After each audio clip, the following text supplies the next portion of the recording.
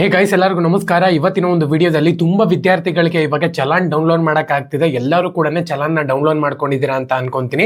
ಮತ್ತೆ ಇನ್ನೊಂದು payment fail ಅಂತ ಬಂದಿದೆ ನೋಡಿ, ಅವ್ರಿಗೆ ತುಂಬಾ ಜನಕ್ಕೆ ರಿಫಂಡ್ ಆಗಿಲ್ಲ ಅಂತಾನು ಕೂಡ ತುಂಬಾ ಜನ ಕೇಳ್ತಿದ್ದಾರೆ. ಇವತ್ತಿನ ಒಂದು ವಿಡಿಯೋದಲ್ಲಿ ಕಂಪ್ಲೀಟ್ ಇನ್ಫಾರ್ಮೇಶನ್ ತಿಳಿಸ್ಕೊಡ್ತೀನಿ. ಇನ್ನ ಚಾನಲ್ಗೆ ಸಬ್ಸ್ಕ್ರೈಬ್ ಮಾಡ್ಕೊಂಡಿಲ್ಲ ಸಬ್ಸ್ಕ್ರೈಬ್ ಮಾಡ್ಕೊಂಡು ಪಕ್ಕದಲ್ಲಿರುವಂತ ಒಂದು ಬೆಲ್ ಐಕಾನ್ ಕ್ಲಿಕ್ ಮಾಡೋದು ಮರಿಬೇಡಿ.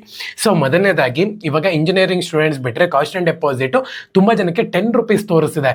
ಇವಾಗ 10 ರೂಪೀಸ್ ಪೇ ಮಾಡೋದ ಅಥವಾ 10,000 ರೂಪಾಯಿ ಅಂತ ಹೇಳಿದ್ದು ಅಲ್ವಾ, 10 ರೂಪೀಸ್ ತೋರಿಸ್ತಿದೆ ಅಂತ ಅನ್ನೋರಿಗೆ, ಯಾರಿಗೆಲ್ಲ 10 ರೂಪಾಯಿ ತೋರಿಸ್ತಿದೆ ಅವರೆಲ್ಲರೂ ಕೂಡ 10 ರೂಪಾಯಿ ಪೇ ಮಾಡಬೇಕಾಗತ್ತೆ. ನಿಮ್ದೇನು ಸೀಟ್ ಅಲಾಟ್ಮೆಂಟ್ ಆಗಿರುತ್ತೆ ನೋಡಿ, ಅದು ಡಿಲೀಟ್ ಆಗುತ್ತೆ. ಡೈರೆಕ್ಟ್ ಆಗಿ ಸೆಕೆಂಡ್ ಎಕ್ಸ್ಟೆಂಡೆಡ್ ರೌಂಡ್ಗೆ ನೀವು ಹೋಗ್ತೀರಾ. ಓಕೆನಾ? ತುಂಬಾ ಜನ ನನಗೆ ಕಮೆಂಟ್ ಮಾಡ್ತಿದ್ದಾರೆ, ಬ್ರೋ ಈ ಥರ 10 ರೂಪಾಯಿ ತೋರಿಸ್ತಿದೆ, ನಾನು ಪೇ ಮಾಡಬೇಕಾ ಬೇಡವಾ ಅಂತ ಹೇಳಿ. 10 ರೂಪಾಯಿ ತೋರಿಸಿತ್ತು ಅಂದರೆ ಖಂಡಿತವಾಗ್ಲೂ ಕೂಡ ಪೇ ಮಾಡಿ. 10,000 ತೋರಿಸ್ತಿತ್ತು ಅಂದರೆ ಖಂಡಿತವಾಗ್ಲೂ ಕೂಡ ಪೇ ಮಾಡಿ. ಎರಡನ್ನೂ ಕೂಡ ನಡೆಯುತ್ತೆ. ಇವಾಗ ಇಂಜಿನಿಯರಿಂಗ್ ಸ್ಟೂಡೆಂಟ್ಸ್ ಬಿಟ್ಟರೆ ಎಲ್ಲರಿಗೂ ಕೂಡ ಆಲ್ಮೋಸ್ಟ್ 10 ರೂಪಾಯಿ ತೋರಿಸ್ತಿದೆ. ಪ್ರತಿಯೊಬ್ಬರು ಕೂಡ ಪೇ ಮಾಡಬೇಕಾಗುತ್ತೆ. ಓಕೆನಾ? ಪೇ ಮಾಡಿದ್ರೆ ನಿಮ್ಮದು ಸೀಟ್ ಅಲಾಟ್ಮೆಂಟ್ ಆಗಿರೋದು ಡಿಲೀಟ್ ಆಗುತ್ತೆ. ನೆಕ್ಸ್ಟ್ ಥರ್ಡ್ ರೌಂಡ್ಗೆ ನೀವು ಡೈರೆಕ್ಟ್ ಆಗಿ ಹೋಗ್ತೀರಾ. ಮತ್ತೆ ಇವಾಗ ಎರಡನೇದು, ತುಂಬಾ ಜನಕ್ಕೆ ಇವಾಗ ಚಲಾನ್ ಡೌನ್ಲೋಡ್ ಆಗ್ತಿದೆ. ಪ್ರತಿಯೊಬ್ಬರು ಕೂಡ ಇವಾಗಲೇ ಚಲಾನ್ನ ಡೌನ್ಲೋಡ್ ಮಾಡಿಕೊಂಡು ಸೀದಾ ಹೋಗಿ ಬ್ಯಾಂಕ್ ಹತ್ರ ಹೋಗ್ಬಿಟ್ಟು ನೀವು ಫೀಸ್ನ ಪೇ ಮಾಡಬೇಕಾಗುತ್ತೆ.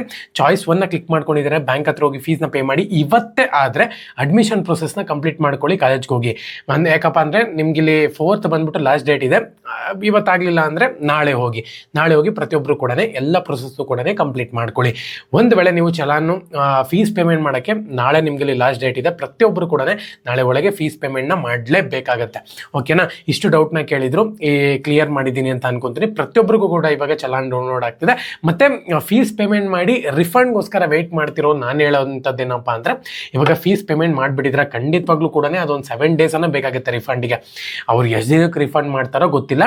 ಬಟ್ ಒಂದ್ಸತಿ KA ಆಫೀಸ್ಗೆ ವಿಸಿಟ್ ಮಾಡಿ ಈ ಥರ ಪೇ ಮಾಡಿದ್ದೀವಿ ಅಂತೇಳಿ ನಿಮ್ಮ ಹತ್ರ ಪ್ರೂಫ್ ಇರುತ್ತಲ್ವಾ, ಫೋನ್ಪೇನಲ್ಲಿ ಪೇಮೆಂಟ್ ಮಾಡಿರ್ತೀರಲ್ವಾ, ಸೊ ಅದನ್ನು ಕೂಡ ನೀವು ಇಲ್ಲಿ ಇಟ್ಕೊಳ್ಳಿ. ಪ್ರೂಫ್ನ ಇಟ್ಕೊಂಡು KA ಆಫೀಸ್ಗೆ ಹೋಗಿ ಒಂದ್ಸತಿ ವಿಸಿಟ್ ಮಾಡಿ, ಅವ್ರಿಗೊಂದ್ಸತಿ ಹೇಳಿ ಈ ಥರ ಪ್ರಾಬ್ಲಮ್ ಆಗಿದೆ, ಏನು ಮಾಡೋದು ಅಂತೇಳಿ ಅವರು ಸೊಲ್ಯೂಷನ್ ಕೊಡ್ತಾರೆ.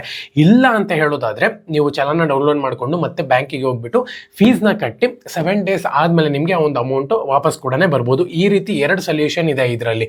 ಓಕೆನಾ? ನಾನು ಪ್ರತಿ ಸತಿನೂ ಕೂಡ ನಿಮ್ಗೆ ಹೇಳಿದ್ದೆ, ನನ್ನ ವಿಡಿಯೋ ನೋಡೋರಿಗೆ ಪ್ರತಿ ಸತಿನೂ ಕೂಡ ನಾನು ಹೇಳ್ತಿದ್ದೀನಿ, ಯಾವುದೇ ಕಾರಣಕ್ಕೂ ನೀವು ಲಕ್ಷಾಂತರ ರೂಪಾಯಿ ಫೋನ್ಪೇ ಮಾಡ್ತೀರಾ ಅಂತ ಹೇಳೋದಾದರೆ ಬ್ಯಾಂಕ್ ಟ್ರಾನ್ಸ್ಫರ್ ಅದು ಕೂಡ.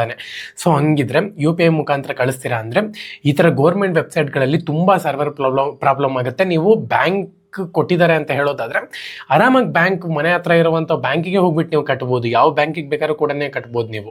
ಸೊ ಹಾಗಾಗಿ ಸ್ವಲ್ಪ ಯೋಚನೆ ಮಾಡಿಬಿಟ್ಟು ನೀವು ಇಲ್ಲಿ ಅಮೌಂಟ್ನ ಟ್ರಾನ್ಸ್ಫರ್ ಮಾಡಬೇಕಾಗತ್ತೆ. ಅದಕ್ಕೋಸ್ಕರನೇ ಪ್ರತಿಯೊಬ್ಬರೂ ಕೂಡ ರಿಫಂಡ್ಗೋಸ್ಕರ ಕಾಯಕ್ಕೆ ಹೋಗ್ಬಿಡಬೇಕಪ್ಪ ಅಂದರೆ ಅಡ್ಮಿಷನ್ ಪ್ರೋಸೆಸ್ ನಿಮ್ಮದು ಇದಾಗ್ಬಿಡುತ್ತೆ. ಒಂದ್ಸತಿ KA ಆಫೀಸ್ಗೆ ವಿಸಿಟ್ ಮಾಡಿ ಈ ಥರ ಪ್ರಾಬ್ಲಮ್ ಆಗಿದೆ ಅಂತ ಹೇಳಿ ಅವರು ರಿಫಂಡ್ ಮಾಡಬಹುದು. ಇಲ್ಲ ಅಂತ ಹೇಳೋದಾದರೆ ಚಲಾನ ಡೌನ್ಲೋಡ್ ಮಾಡ್ಕೊಂಡು ಫೀಸ್ನ ಪೇಮೆಂಟ್ ಮಾಡಿ, ಅದಾದಮೇಲೆ ನಿಮ್ಗೆ ಇಲ್ಲಿ ರಿಫಂಡ್ ಖಂಡಿತವಾಗ್ಲೂ ಕೂಡ KA ಕಡೆಯಿಂದ ವಾಪಸ್ ಬರುತ್ತೆ. ಓಕೆನಾ? ಎಲ್ಲರಿಗೂ ಕೂಡ all the best. Jai Hind, Vande Mataram.